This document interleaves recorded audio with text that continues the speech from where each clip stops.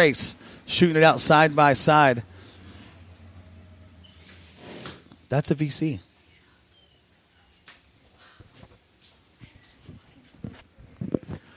Wow. Don't even know what to say after watching that. Dom, you're up here in the Mike Mosier Tower watching that modified feature. Talk to me, buddy. I mean, have you got your heart rate down? Yeah, I definitely. That was such a battle up front. I'm really glad for Colin. You know, I've watched him race all summer at Willamette. I'm really proud of him. Really happy for him, and everybody from Oregon. Everybody did really good. Only because I'm from Oregon. But nonetheless, I'm really glad to see this for him, and I'm really happy for him. I thought, I mean, the driving from that entire field, I mean, that was a quick 40 laps right there. Yeah, and those guys. Good, clean race. You know, minor things here and there, but really nice and clean. That was what was impressive. You put that many modifieds out there on G60s on a slick track like that, and that shows you the talent. I mean, those guys, phenomenal job of driving front to back, and Colin Weinbarger walks out of here with a guitar. Yeah, he walks out with that, and I couldn't imagine getting in that late model right now and doing another 50 laps. He's going to be tired. There's no doubt about it. But you know what? So is Cody Laney. Yeah. He's going to do it as well. I just hope Colin doesn't have to drive home. And they've got a 16-hour tow as they head back to the Pacific Northwest. A lot of those drivers in those modifieds going to transfer out of the modifieds into the late model feature. Yeah, Corey, but that 16-hour tow is a whole lot better with that trophy and guitar in hand. Right now we're going to have late models coming up. And as some of you heard on our podcast, Stephanie Odom went out there and got lap by lap sponsors. She had 40 sponsors step up and donate $50. So what they're going to do is they're going to give out 20 for first place, 10 for second, and 10 for third for each lap. Yep.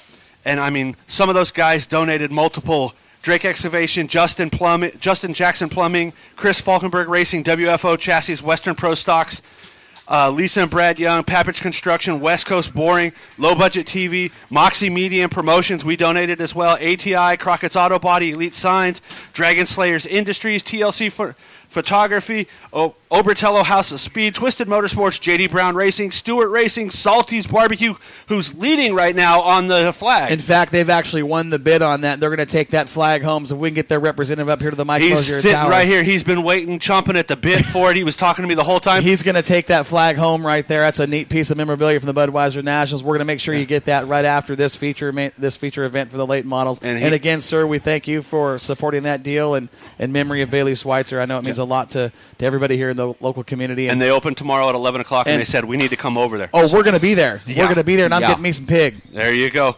And we also got Skinny's Automotive, Real Fast TV, Bob Blake, Lesco Engines, Jay Dickens Race Engines. I believe I got everybody. If I missed anybody, I apologize. Greenway Pest. Thank you, guys. Merced Speedway for donating for this. Budweiser Nationals stepping up and making that much more. Jeff's here from Salty's. What's going on, Jeff? Hey, guys. I'm having a great time. What a show.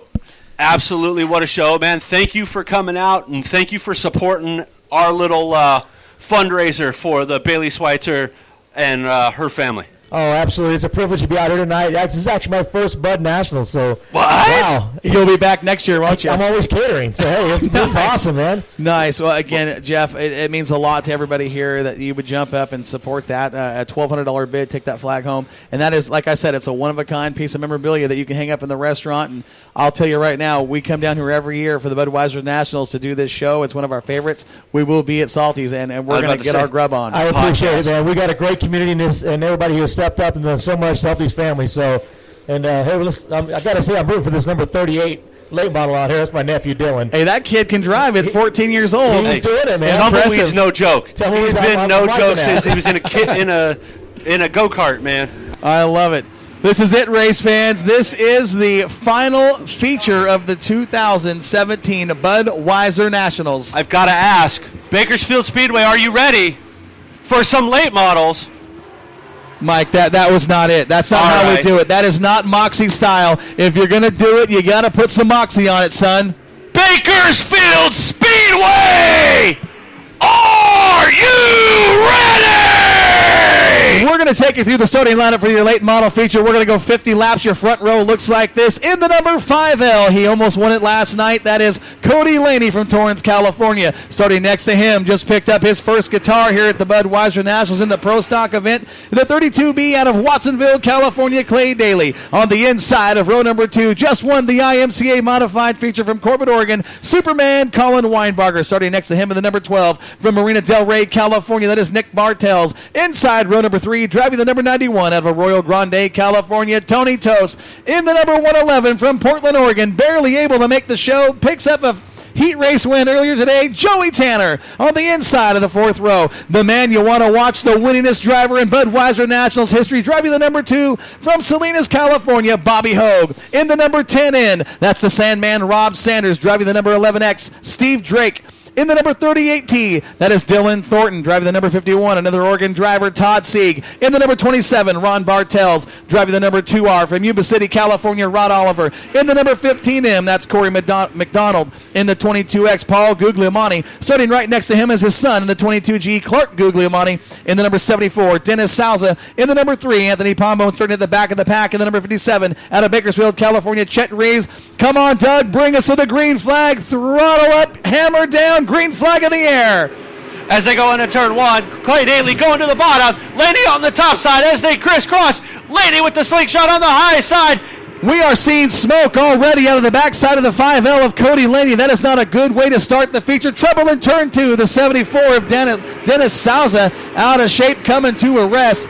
That has got to be concerning for the 5L of Cody Laney. The crew watching that, a lot of smoke out of the backside of that car. Absolutely, and that wasn't just your normal tire smoke on a bad rub. That looks something serious. I'll tell you right now, down there in turn 2 where Cody Laney's crew is in those grandstands, they're taking a look at that 5L, trying to see what's going on. They got their noses in the air, sniffing around. What is it? Speaking of sniffing around, I know the guy right behind him, Clay Daly in that 32B, he's trying to sniff all that smoke to find out what it is to see. That's blood in the water. That's blood in the water right there. There is no doubt about that. He saw it. He's back there trying to shake it down, taking a look at him, lined up back there, trying to get a look at the backside of the 5L to see what is going on. We do have 1 lap completed, 49 laps down. Doug Ryan calling for a single file restart. Single file this time. It's good. That actually works out for Cody a little bit because now he doesn't have to pick high side, low side on those Delaware restarts. You do not want to start next to, once we get this thing going, you don't want to go side by side with Clay Daly because Daly's pumped after picking up that Pro Stock win earlier in the program. Yeah, and he had a little bit of break in modified, so he had a chance to gather himself and gather his composure. We're getting word that is tire smoke of the tire rubbing on the bars of the car. Well, so you know what happens when tire smoke goes. Tires get hot and tires can pop. That's right. So we'll see if Cody Laney can keep that 5L up front on the point, trying to keep the 32B of Clay Daly behind him. After that, you've got the 12 of Bartels, and you've got Superman. Just came off of the modified win, so he's on a high right now. He's sitting 4th, and I think one of the most awesome stories of the weekend, the 111 of Joey Tanner, who hit the wall in qualifying on lap number 1, night number 1, totaled that race car. They went to work and basically rebuilt it. They were up till 4 o'clock this morning working on that thing to get it done, and look, now they're back out on the racetrack. Delaware restart. You guys call it a Delaware restart? All right, we'll call it a Delaware restart. We ain't That's claiming what it's that. going to Are be you here kidding tonight me? at the Budweiser Nationals. Cody Laney on the point. We're going to stack them up 2 by 2 behind him. Laney, your leader. Clay Daly, Bartels, Weinbarger, and Tanner, your top 5. Then it's the Sandman Rob Sanders. Right next to him is the 91 of Tony Tost.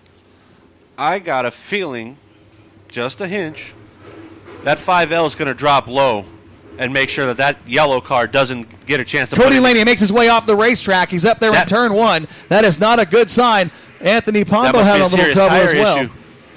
That could not have been tire smoke. I don't know where we got that information, but that cannot be correct. He's got to be watching temperature gauges in that car. Something is wrong with one of the guys that was favored to win this coming into this race. Well, he was the man to beat last night until he ran into the traffic and spun around and basically silver plattered the guitar to Bobby Hogue. That can be a gift to the 32B of Clay Daly.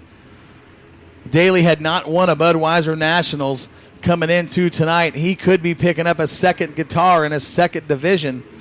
We'll see what is going on if we can get word up here to the Mike Mosier Tower. What is wrong? The hood is coming off of the 5L. We see a tow truck down there that he is going to leave on the hook.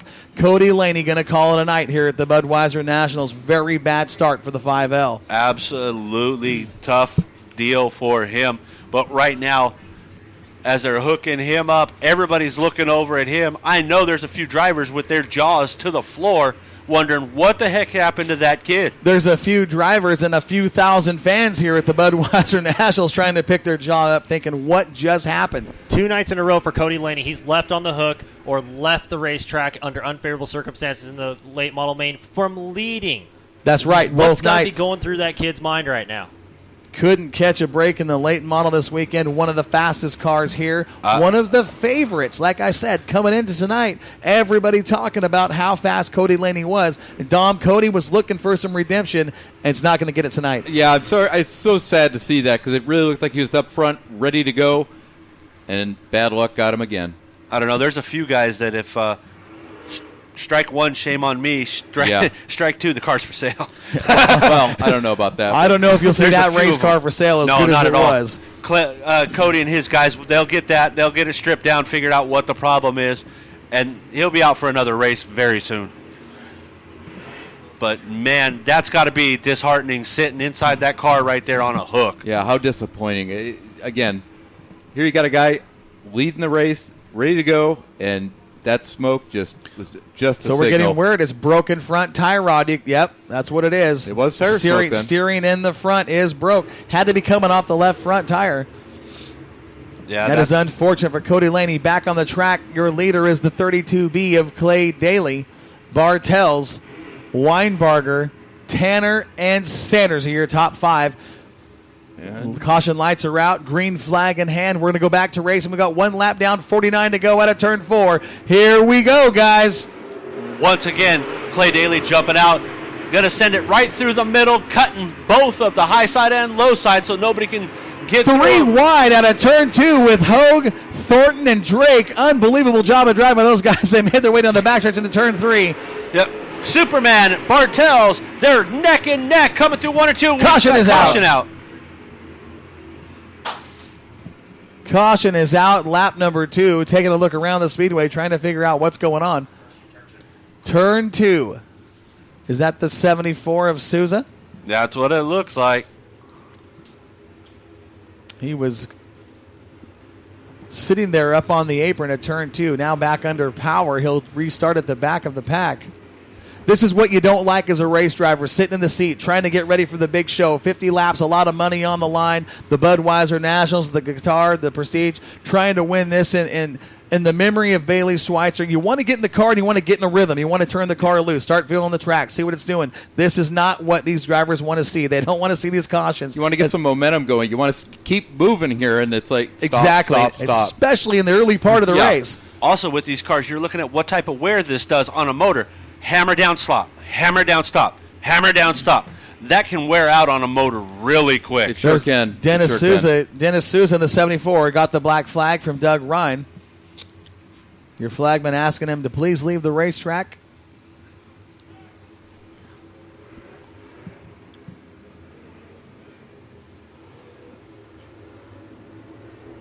They're crossing them up right now. So we're going back to the Delaware restart. Clay Daly on point. Inside's going to be Colin Weinbarger. Outside's going to be Bartels.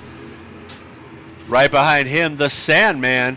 Then you've got the comeback kid, the 111 of Joey Tanner on the outside. This is going to be one heck of a restart once again. It's going to be very interesting to see where Clay picks. Does he pick the young kid on the bottom? You know, he was fast on the last restart right through the middle groove. A lot of guys tried to go up top. Some tried to split the difference, go to the bottom. Clay went right through that, what we call the slick, and that car looked good. We're going to tighten him up. Bumper to bumper, door handle to door handle out of turn 4. Here we go. Back underway in racing. Green flag is out. Lap number 2. Trouble in turn 4. Corey McDonald in the 15M and the 57 of Chet Reeves. Caution will come out. Caution is out. Yeah, when it's that far back in the back, it usually means somebody tried to get a jump on that restart Trying and to get a didn't little quite work sneaky. out. Trying to get a little sneaky down there. I mean, the best time ever to make passes is on a restart. So, somebody tried to take advantage of it, jumped the gun a little bit, and unfortunately.